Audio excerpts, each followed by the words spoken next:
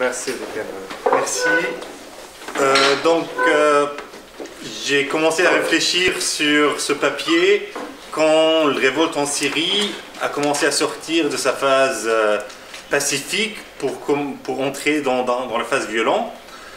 Et là, j'ai commencé à voir des signes de ressemblance entre la pratique du régime et certaines pratiques du révolution. Par exemple, il y avait une vidéo sur YouTube où on voyait tout un groupe des soldats et des officiers qui venaient de déclarer leur désertion du régime pour rejoindre la révolution. Et à la fin, l'officier déclarait « Vive la Syrie d'Assad ». Racha Souria al-Assad. Donc après, il a remarqué qu'il a fait une faute, que ça c'était un réflexe, et il commence à rigoler. Donc, j'ai commencé à réfléchir, est-ce qu'il y a une relation dialectique entre un régime dictatorial et la révolution qui commence à émerger dans la même société? Quelle sorte de relation ces deux phénomènes pourront avoir? Probablement, vous avez remarqué que je fais un clin d'œil à Lénine et son ouvrage écrit jusqu'avant la révolution d'octobre, l'État et la révolution, écrit en août 1917. Mais la problématique de Lénine, c'était un peu différent. Lénine réfléchissait sur la relation entre la révolution future et l'État futur. Et surtout, il argumentait sur la nécessité de dictature de prolétariat. Moi, j'essaie de voir l'autre partie, l'ancien régime et la révolution produite par la société. Quel rapport on peut trouver entre les deux? Pour commencer, je vais faire quelques esquisses d'éléments sur l'État en Syrie.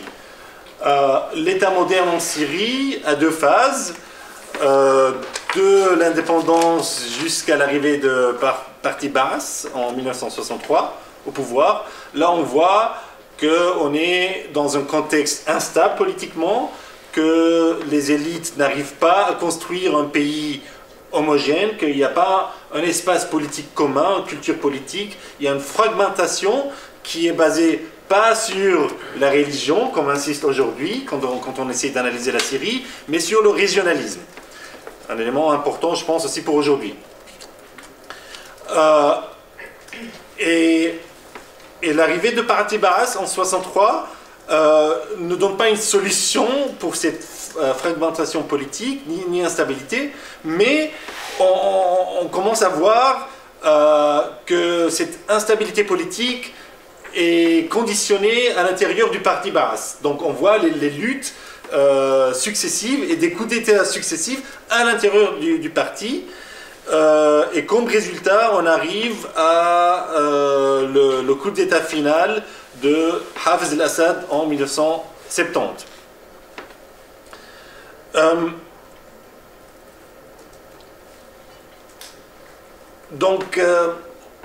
Pendant cette période de 63 à 70, on voit aussi une certaine cristallisation. Le parti, pour donner cette stabilité, cette dictature autour de Hafez al-Assad, avance vers une certaine choix sectaire, donc dans le sens que les officiers alaouites deviennent les maîtres du parti et de l'État.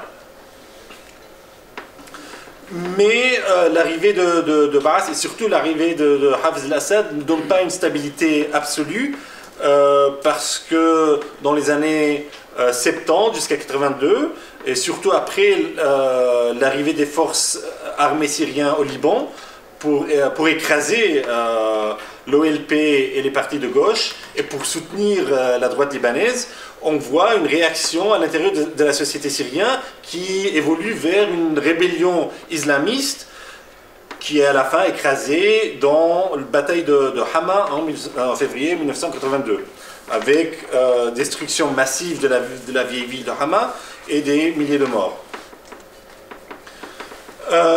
Donc,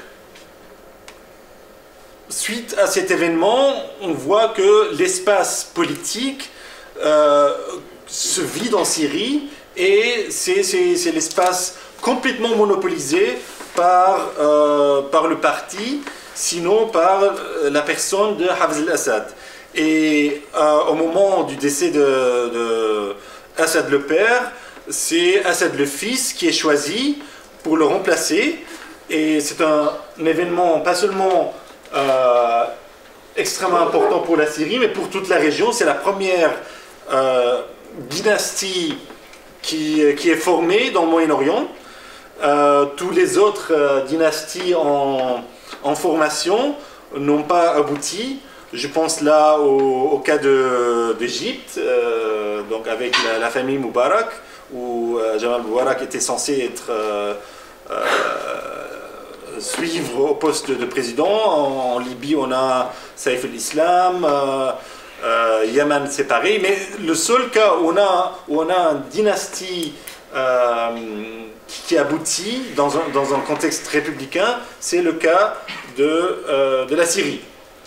Et ça montre la force de cette dictature, parce qu'en 2000, quand on change la constitution, il n'y a pas beaucoup de voix critiques qui s'élèvent, parce que Hafez al-Assad a réussi à écraser la société et toute expression critique envers le régime.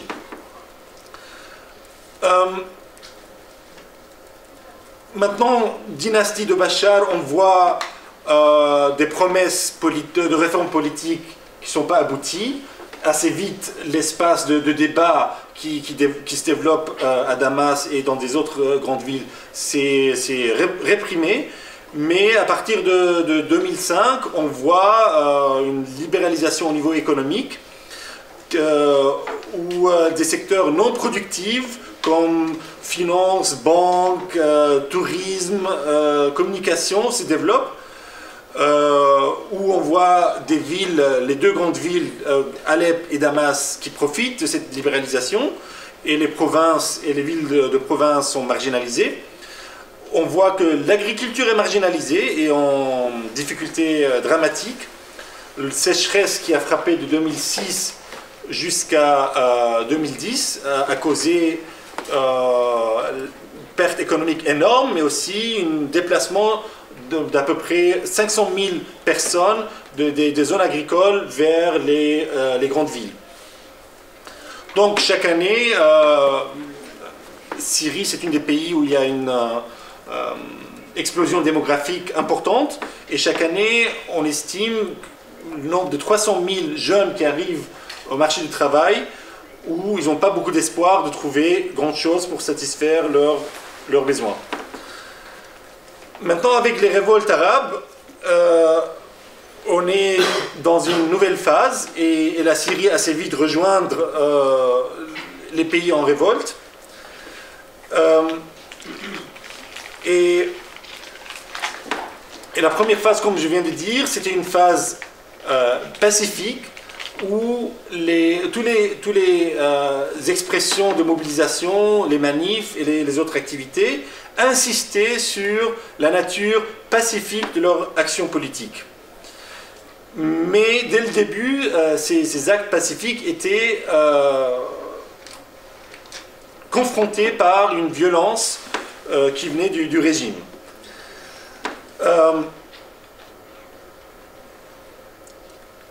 Après 6 ou 7 mois de mobilisation pacifique, on voit l'émergence du révolte armée.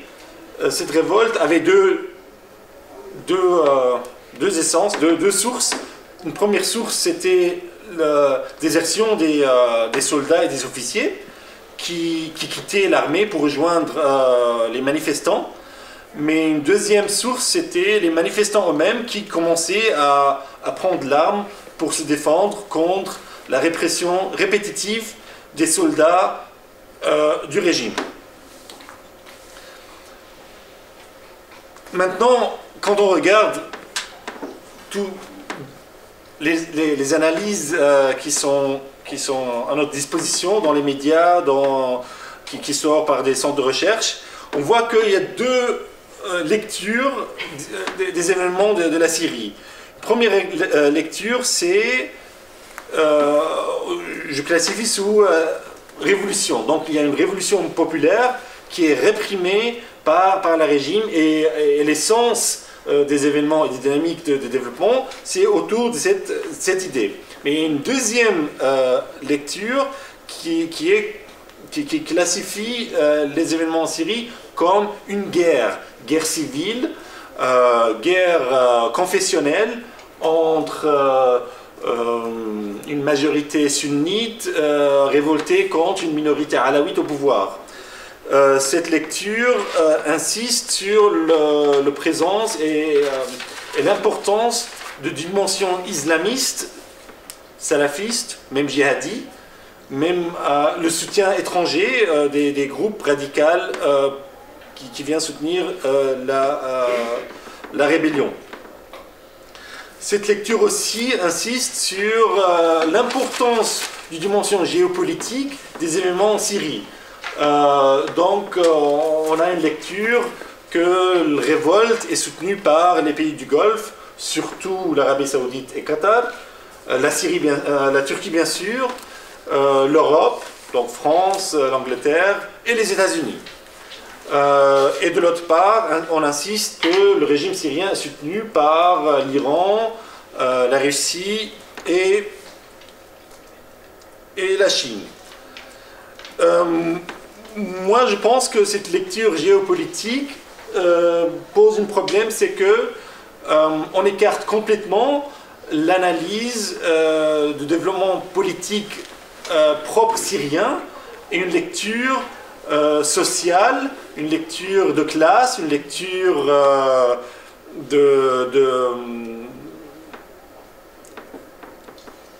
du dynamique propre syrien, et on marginalise ça pour mettre en avant une lecture géopolitique polarisée entre l'Est et l'Ouest. Si on regarde l'évolution du révolte en Syrie, on voit que les premiers mouvements sont commencés dans une ville qui était traditionnellement une des bastions de parti basse, Daraa, et que c'était la répression violente du régime qui a conditionné la continuité de cette révolte à Daraa même et l'expansion dans des autres villes.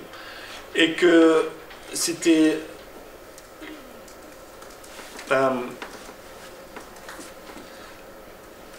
c'est le régime qui a insisté qu'il n'y a pas un espace de dialogue politique entre le pouvoir et le mouvement social qui a émergé, qui est devenu une force importante dans la société, et que le seul espace d'affrontement entre ces deux forces politiques, c'était le champ de bataille, c'était la répression, c'était la violence. Maintenant,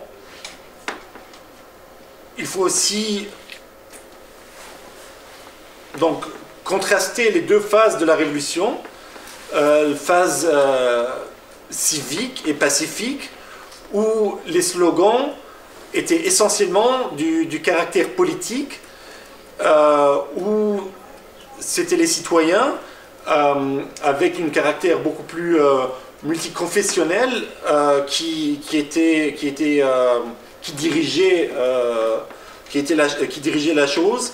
Et à partir de la fin 2011, où on voit plus en plus l'importance du dimension armée, du deux côtés, du régime qui insistait tout le temps, mais plus en plus aussi du côté du rébellion. Et avec la dimension armée, on voit l'émergence du slogan islamiste.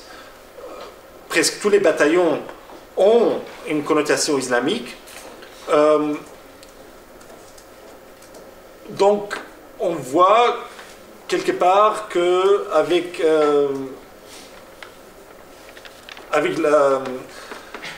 la militarisation du rébellion, on entre dans une autre phase, et ça c'était prévisible parce que depuis la fin du marxisme-léninisme comme une idéologie de lutte armée, aujourd'hui on a pratiquement dans cette zone, en tout cas Moyen-Orient, Afrique du Nord et le monde islamique, que idéologie islamique qui arrive à mobiliser et à mettre en avant une lutte armée.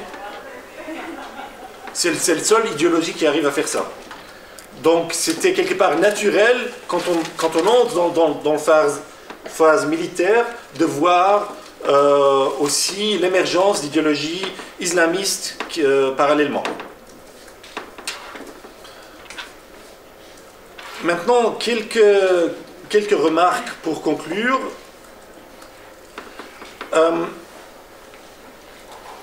Qu'est-ce que ça nous dit, la nature de la guerre imposée par le régime sur le régime même? Cette question, je réfléchis là-dessus parce que depuis 1989, avec la chute du mur de Berlin et chute de l'Union soviétique et la série des révolutions en Europe de l'Est, donc révolution de couleur, ce qu'on a appelé révolution de couleur, en Serbie, en Géorgie, Ukraine, Kyrgyzstan, de 1989 à 2005, on a toute une série de révolutions qui sont essentiellement des révolutions non violentes. Là, c'était une révolution dans la révolution, parce que jusqu'à là, on a toujours réfléchi que la révolution, ça ne peut pas être que violent. Et là, on voit qu'un État comme l'Union soviétique s'éclate sans une violence exercée sur cet État. Pour donner une illustration, pendant le putsch d'août de l'armée soviétique, d'août 91, quand les chars de l'armée ont entré le centre de Moscou, il y avait des manifs contre ces chars, pendant lesquels il n'y avait que 3 civils qui sont décédés. Et après 2 jours, le putsch s'est fondu dans la nature. Donc ils ont pas réussi. Donc c'est le moment où l'Union soviétique s'écroule et on n'a que 3 manifestants tués par les chars de l'armée. Comparez ça avec la violence qui s'exerce en Syrie aujourd'hui, où on a déjà aujourd'hui 30 000 morts. Et là, je pense qu'il faut voir que la nature des dictatures dans les pays de l'Est étaient des dictatures des partis et pas d'individus. Par contre, on a le phénomène des États complètement privatisés par des familles, et là je réfléchis par rapport en Libye, en Syrie, où ces familles, ces individus, ils pensent et il s'agit comme si l'État est leur propriété privée. Et n'importe quelle critique ou n'importe quel mouvement de contestation, c'est une attaque contre leur propre personne et leur sphère privée. Une deuxième réflexion aussi entre l'échec de l'Union soviétique et l'écroulement de l'Union soviétique et les révoltes arabes, Égypte, Libye, Yémen, Syrie, tous ces pays, c'est des républiques où on a essayé d'arriver au pouvoir sur le modèle des officiers libres de Nasser et à travers l'institution de l'armée au pouvoir imposer un projet sur la société, un projet de progrès, un projet de développement qui aujourd'hui on constate que c'est arrivé au bout et avec un échec dramatique. Et cet échec est nécessaire d'analyser et faire le critique propre et voir que l'exercice avant-gardiste qui a complètement monopolisé l'espace politique dans l'expérience soviétique, mais aussi dans l'expérience tiers-mondiste dans le monde arabe, n'a pas abouti qu'à donner à des dictatures sans limite qui à la fin a été vidé de tout contenu de projets de société progressistes, socialisants, etc.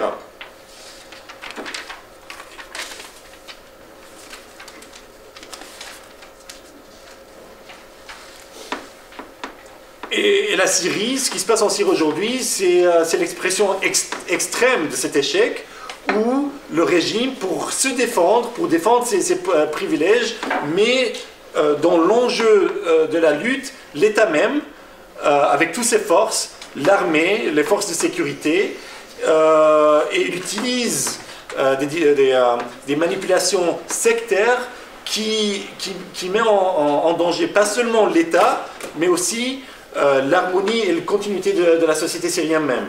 Et quand on avance dans cette lutte à travers les mois depuis mars 2011, on voit qu'il y a une augmentation de violence, la haine et la polarisation régionale et sectaire dans la société syrienne qui engendre pas seulement le succès d'une révolution démocratique, mais aussi met en danger l'État et la société syrienne en général. Je conclue là-dessus. Merci beaucoup, Weekend, c'était super.